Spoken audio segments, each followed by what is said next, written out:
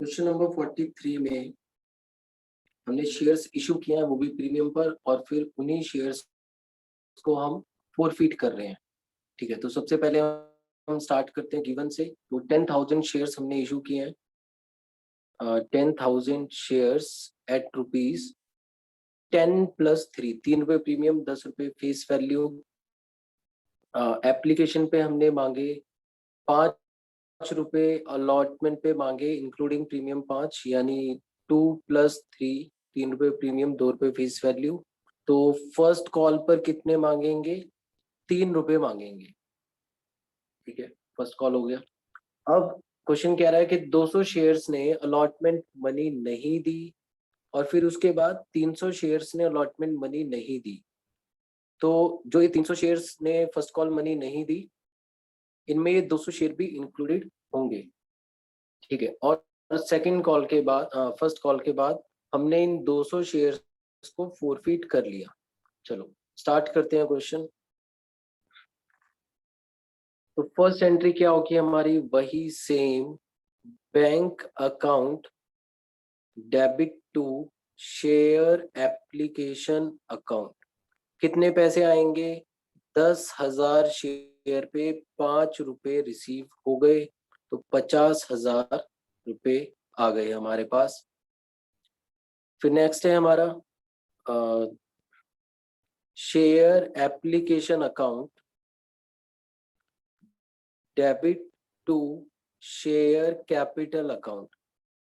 ठीक है, कितने अमाउंट? यही 50,000 ट्रांसफर हो जाएंगे। फिर नेक्स्ट है हमारे पास share allotment account debit to share capital account, और क्योंकि प्रीमियम भी है तो 2SPR, सिक्योरिटीज प्रीमियम रिजर्व। ठीक है, share allotment debit to share capital 2SPR। तो शेयर अलॉटमेंट कितने से डेबिट होगा?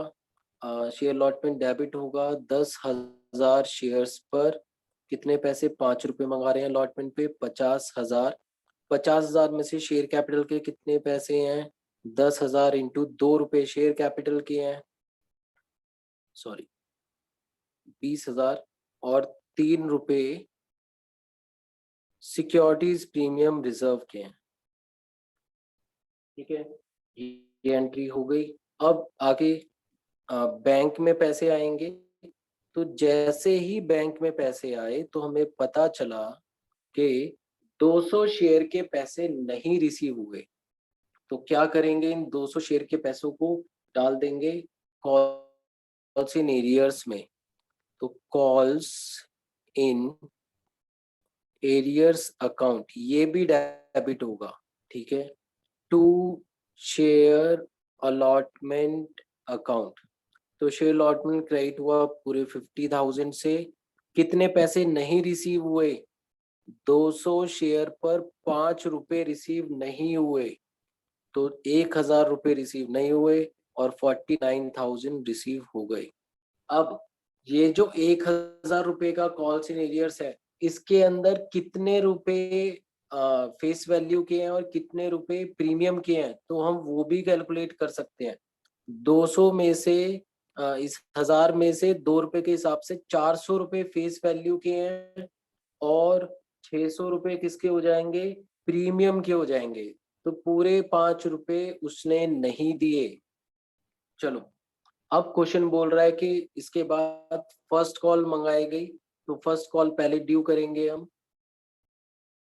Share first call account debit to share capital account. कितना मंगाएंगे फर्स्ट कॉल पे? 10,000 शेयर्स पर 3 रुपए हमने मंगाए, यानी 30,000 रुपए। ठीक है, इतना हमने कॉल किया। अब देखते हैं अकाउंट में कितने पैसे आए बैंक में। तो बैंक अकाउंट डेबिट। अब जैसे ही बैंक के पैसे आए तो हमें पता चला कि अब तो 300 शेयर्स ने पैसे नहीं दिए। तो इन 300 शेयर्स का अमाउंट कहाँ जाएगा? कॉल्स इन एरियर्स में। तो कॉल्स इन एरियर्स हमारे लिए एसेट है, तो इसीलिए कॉल्स इन एरियर्स डेबिट हो जाएगा।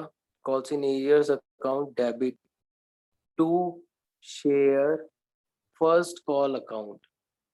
तो फर्स्ट कॉल अकाउंट क्रेडिट होगा 30,000 से। कॉल्स इन एरियर में कितना डेबिट होगा? 300 शेयर पे फर्स्ट कॉल थी 3 रुपए की, तो 900 रुपए नहीं आए, तो इसका मतलब 29,100 रिसीव हो चुके हैं। तो ये हमारी एंट्रीज फर्स्ट कॉल तक कंप्लीट हो गई। यहाँ तक सबको क्लियर है बच्चों? Yes sir. Yes sir.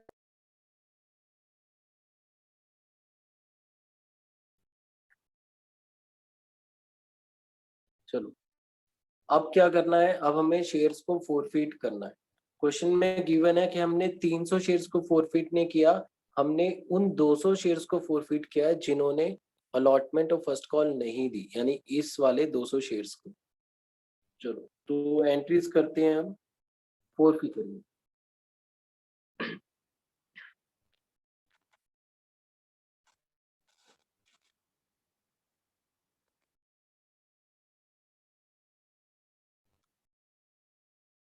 तो सबसे पहले फोरफीचर के टाइम पे क्या होगा? Share capital account debit, share capital debit होगा। कितने शेयर्स हम फोरफीट कर रहे हैं? तो हम टोटल 200 शेयर फोरफीट कर रहे हैं। कितने रुपए मांग चुके हैं हम पर शेयर? फेस वैल्यू के बस हम पूरे के पूरे 10 रुपए मांग चुके हैं, एक्सक्लूडिंग प्रीमियम आएगा ये। तो 2,000 रुपए शेयर कैपिटल में डेबिट हो चुके हैं। ठीक है, कर दिए। फिर इसके बाद to calls in arrears, to calls in arrears account. Calls in arrears में कितना क्रेडिट होगा? जितने पैसे उसने नहीं दिए। तो 200 शेयर पे कितने पैसे नहीं आए? कॉल्स इन एरियर में कितने पैसे नहीं आए 200 शेयर पे? एक तो अलॉटमेंट नहीं आई 5 रुपए की, प्लस 3 रुपए की फर्स्ट कॉल नहीं आई, तो 8 रुपए रिसीव नहीं हुए। ठीक है, 8 रुपए रिसीव नहीं हुए, तो 1,600 रुपए कहाँ चले जाएंगे? कॉल्स इन एरियर्स से ये कॉल्स इन एरियर्स खत्म हो जाएगा। ठीक है। To share forfeited account, to share forfeited account, इसमें कितने पैसे जाएंगे? इसमें वो पैसे जाएंगे जो ऑलरेडी रिसीव हो चुके हैं। तो सिर्फ एप्लीकेशन के पैसे रिसीव हुए थे। एप्लीकेशन कितने रुपए की थी? एप्लीकेशन थी हमारी 5 रुपए की, तो 5 रुपए ऑलरेडी रिसीव हो चुके थे, तो ये चले जाएंगे शेयर फोरफिटेड में 1,000 रुपए। अब सर यहाँ पर तो हमारा डेबिट और क्रेडिट मैच नहीं हुआ है ना, क्रेडिट हमारा ज्यादा आ रहा है, डेबिट कम आ रहा है। इसका मतलब एक अकाउंट और डेबिट होगा। कौन सा अकाउंट डेबिट होगा? तो डेबिट होगा सिक्योरिटीज प्रीमियम रिजर्व अकाउंट।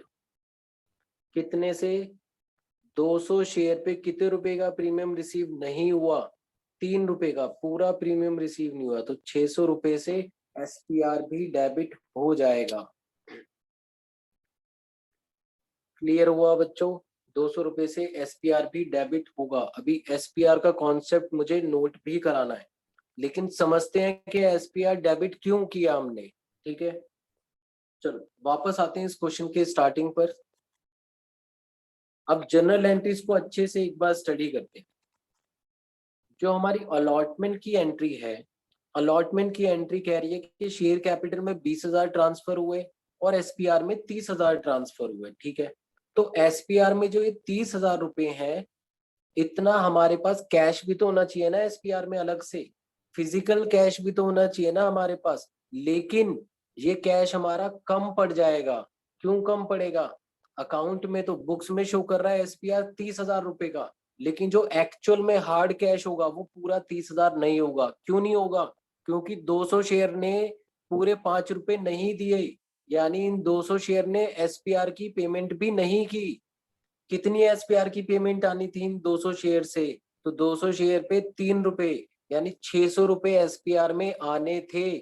इन्होंने 600 रुपए की पेमेंट भी नहीं की, इसीलिए जो हार्ड कैश होगा हमारा इस एसपीआर के अगेंस्ट, वो कितना होगा? वो 600 रुपए से कम होगा।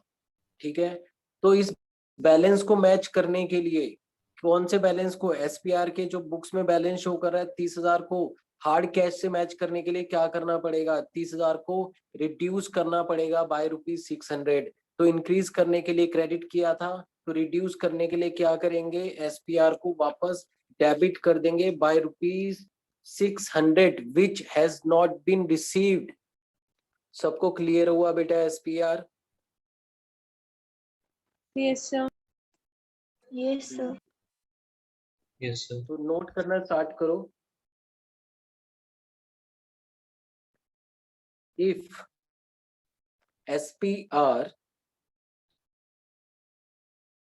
has not been received on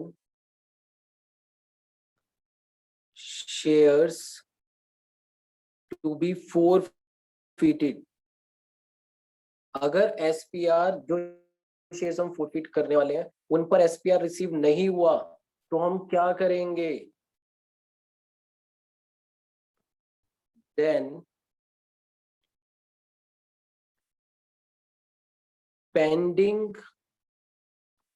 pending और unpaid premium, then pending or unpaid premium will be debited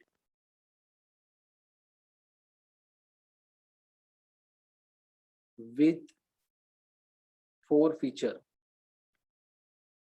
ठीक है, अगर SPR रिसीव नहीं हुआ तो जब हम शेयर्स को फोरफिट करेंगे तो जितना रिसीव नहीं हुआ उतने अमाउंट से हम SPR को डेबिट कर देंगे।